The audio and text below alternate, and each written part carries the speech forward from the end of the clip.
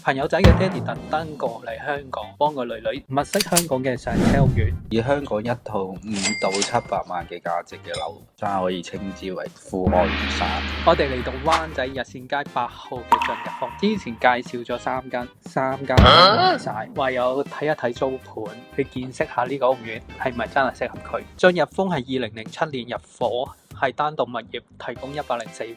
佢嘅位置介乎灣仔同灣之間，行過去大概6-7分鐘，係相當方便嘅屋苑。附近就比較繁忙，最主要面向2條街。A、B 單位向北，面向灣仔道嗰邊會比較嘈啲。C、D 單位就向翻南，向翻日線街嗰邊會比較靜啲。而且呢個方向嘅樓冇咁高，視野會更加開闊。今次睇嘅係422尺嘅兩房，價值700萬。